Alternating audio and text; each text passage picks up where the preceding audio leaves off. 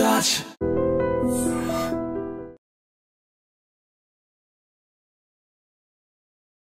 Welcome to I dream. నా పేరు Lumbini.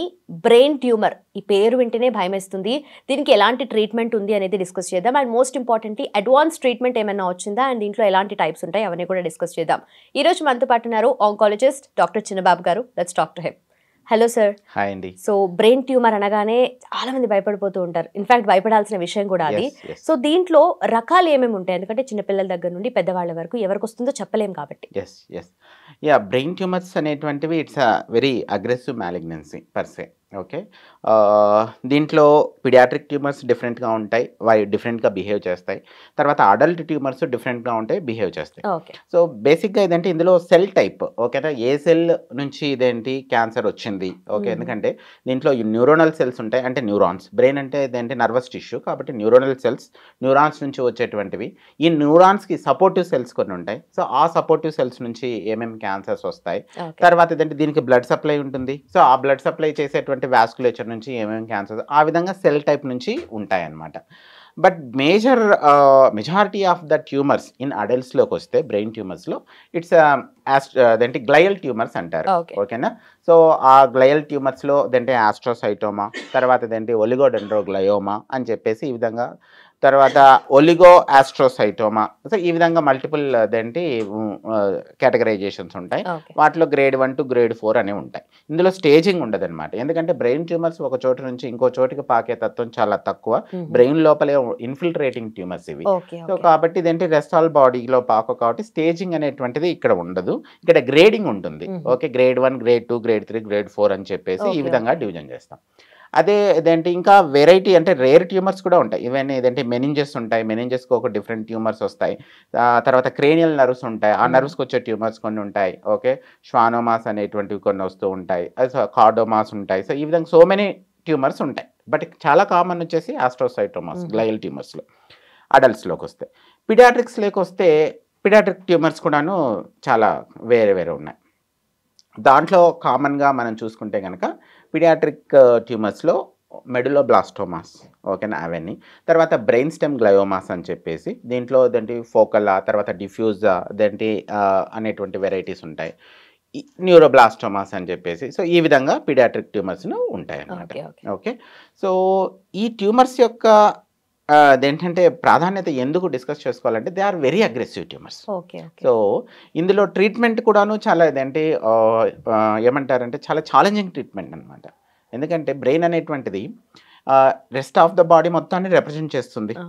So బ్రెయిన్లో అది ఏ ట్రీట్మెంట్కైనా సో ఇట్స్ ఛాలెంజింగ్. అదంటే సర్జరీ కూడాను అదంటే ఎంత నర్వస్ టిష్యూ తీసేసేయాలి, రేడియేషన్ ఇచ్చేయడానికి కూడా ఎంత ఇవ్వాలి. So it's everything brain tumours ఫాస్ట్గా స్ప్రెడ్ అవుతుంది, ఛాలెంజింగ్ ట్రీట్మెంట్స్ ఉంటాయన్నమాట. ఓకే, సో ఈ ట్యూమర్ ప్రోగ్రెస్ అనేది ఎలా ట్రాక్ చేస్తూ ఉంటారు? ఎందుకంటే అన్నారు కదా ఫాస్ట్గా స్ప్రెడ్ అవుతుంది.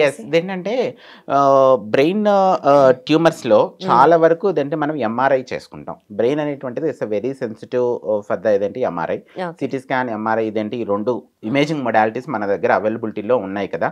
సో ఎంఆర్ఐ అనేటువంటిది చాలా ఎక్కువగా మనం అదంటే కామన్గా చూస్తాం. ఫర్ జనరల్గా పేషెంట్స్ ఇదేంటి హెడేక్ కానీ, లేదనుకుంటే ఫిట్స్తో రావడం కానీ, ఏదైనా కాలు చెయ్యి ఇదేంటి మోటార్ వీక్నెస్ అంటాం, అదేంటి పవర్ తగ్గిపోవటం, సెన్సిటివిటీ లేకపోవటం, వీటన్నిటితో ఏదో పేషెంట్ సిమ్టమ్స్తో ప్రజెంట్ అయ్యారనుకో. So first most common imaging test అనేటువంటిది ఎంఆర్ఐ.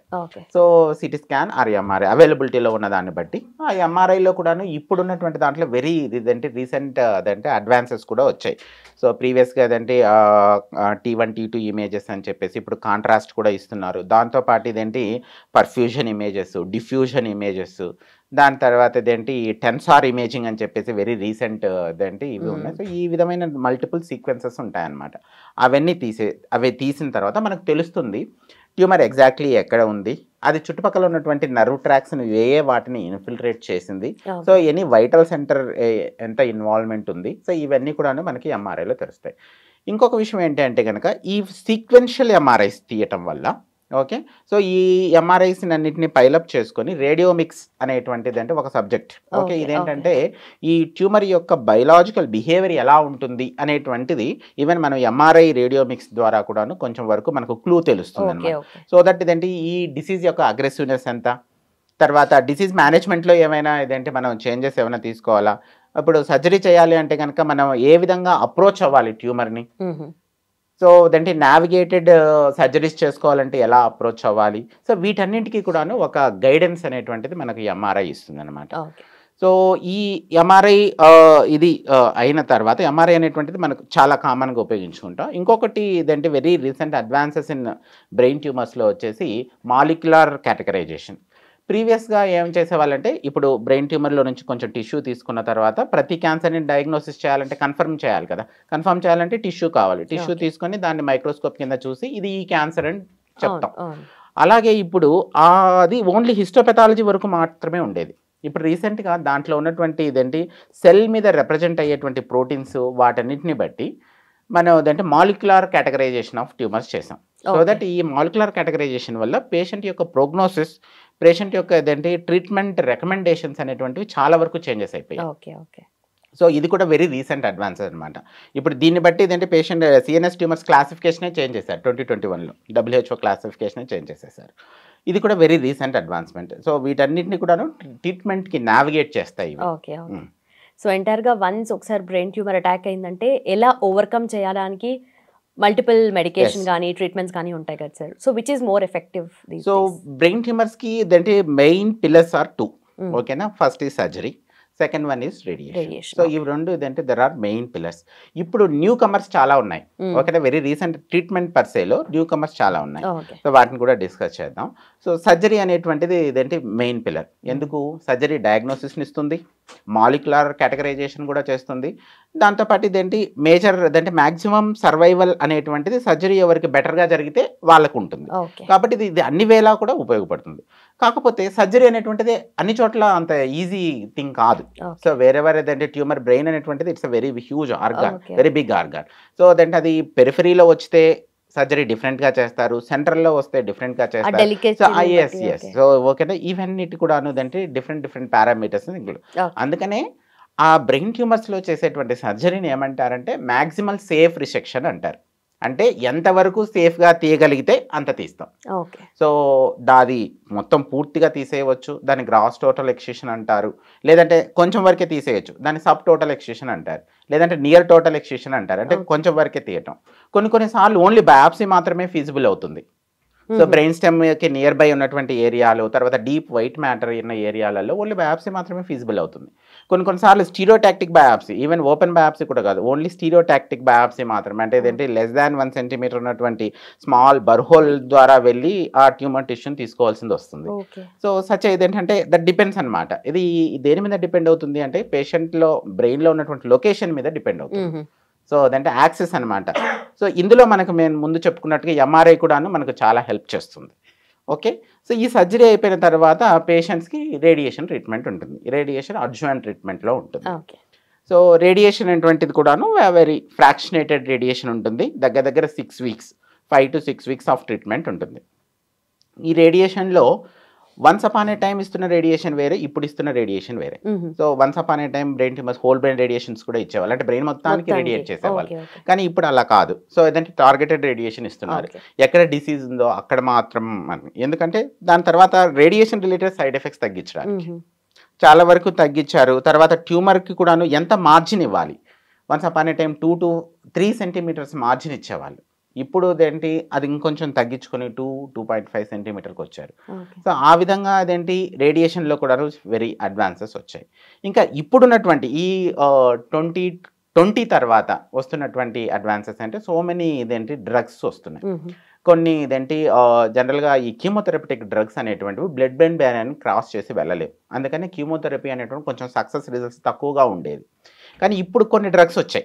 ఆ డ్రగ్స్ ఈజీగా బ్లడ్ బ్రెయిన్ బ్యారియర్ని క్రాస్ చేసి వెళ్ళిపోయి బ్రెయిన్లో ఉన్న ట్యూమర్స్ని కూడా మట్టుకు కరిగిచ్చేస్తున్నాయి. సో అప్పుడు రేడియేషన్ అవసరం పడదు, కొన్నిసార్లు సర్జరీ కూడా అవసరం పడదు. ఓకే, అందులోనూ నెంబర్ ఆఫ్ లీజన్స్ ఒకటే ఉంటే అది వేరు, ఒక్కొక్కసారి 5-10 కూడా ఉంటాయి. అలా 5-10ని కూడాను ఏంటంటే మనం సర్జరీ చేయాలన్నా రేడియేషన్ ఫోకల్గా ఇవ్వాలన్నా కూడా కొన్నిసార్లు డిఫికల్టీ. అట్లాంటప్పుడు ఈ సిస్టమిక్ థెరపీ ఏదైనా మనం తీసుకునేటువంటి డ్రగ్ కావచ్చు, ఇంజెక్షన్ కావచ్చు, అది బ్లడ్లోకి వెళ్ళి బ్లడ్ బ్రెయిన్ బ్యారియర్ని క్రాస్ చేసి బ్రెయిన్ ప్యారెన్కైమా లోపలికి వెళ్ళి అక్కడ ఉన్న సెల్స్ మొత్తాన్ని చంపేస్తాయి.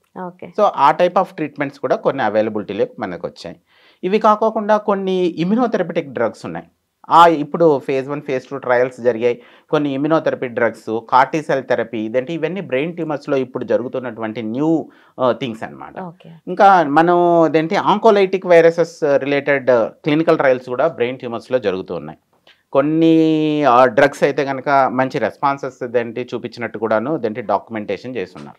Okay. Okay. So 30 to 40% responses వచ్చాయి. ఇట్లా ఈ విధంగా ఇదేంటి చాలా అదేంటి వైడ్ వెరైటీ. బట్ స్టిల్ ఇదేంటంటే ఈ ట్రీట్మెంట్ అప్రోచ్ ఎలా ఉంటుందంటే పేషెంట్కి ఇదేంటి ఇవి చాలా వైడ్ వెరైటీ.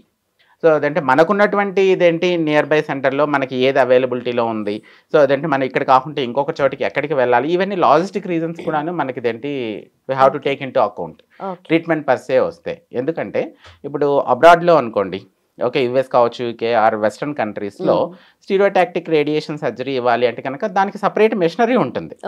సో దట్ ఇదంటే ఈచ్ అండ్ ఎవరీ పేషెంట్ ఏమన్నా వాళ్ళకి స్పెషల్ ట్రీట్మెంట్ అవసరం ఉందంటే అక్కడికి రెఫర్ చేసేస్తాం. ఓకే. ఓకే. మన దగ్గర it's very difficult. For suppose ఇదంటే పీడియాట్రిక్ బ్రెయిన్ ట్యూమర్స్ ఉన్నాయి. పీడియాట్రిక్ బ్రెయిన్ ట్యూమర్స్లో ప్రోటాన్ థెరపీ చాలా ఎక్కువ మంచిగా అదేంటి వర్క్ చేస్తుంది. So but proton therapy available India మొత్తం మీద ఒకటే సెంటర్ ఉంది. సో అదంటే అప్పుడు పేషెంట్ ఇదేంటి అక్కడికి వెళ్ళాలి అంటే కనుక logistic reasons, financial issues, so many issues వస్తాయి. సో కాబట్టి ఇదేంటి వీటన్నిటిని కూడా మనం కన్సిడర్ చేసుకొని మనం ట్రీట్మెంట్ ఆప్షన్ ఇవ్వాల్సి ఉంటుంది అనమాట. The best to that tailored specific treatment to that particular person. Okay. But నిజంగా ఇంత మెడికల్ ఫీల్డ్లో ఇంత అడ్వాన్స్మెంట్ వచ్చింది. That's for the betterment of man kind. Thank you so much sir. Yeah, thank you sir. Sir, one life lesson what medicine has taught you. Whatever you can do without expecting. But I really believe మన positive attitude ఉంటేనే మనం ఏదైనా సాధించగలం. గట్ని మనం కరెక్ట్గా deal చేసినట్లయితే అది మనకి పాజిటివ్ హార్మోన్స్ని రిలీజ్ చేస్తుంది. షుగర్ వచ్చిన వాళ్ళ పరిస్థితి ఏంటి? పొట్ట దగ్గర పెరిగితే దాన్ని ఆండ్రాయిడ్ అంటారు, ఆండ్రాయిడ్ ఫోన్ కదా. అసలు థాట్స్ ఎందుకు వస్తాయి? బ్రెయిన్ డెడ్ అంటే దానికి ప్రపంచం అంతా కూడా కొన్ని నిర్దిష్టమైనటువంటి లక్షణాలు. మానసికంగా ధైర్యంగా ఉంటే క్యాన్సర్ జయించవచ్చు. You are a doctor for a cause sir, అంతే. వాళ్ళకి వచ్చిన ఆదాయం కాకుండా ఫ్రీ సర్వీస్ ఎంతమందికో చేస్తారు.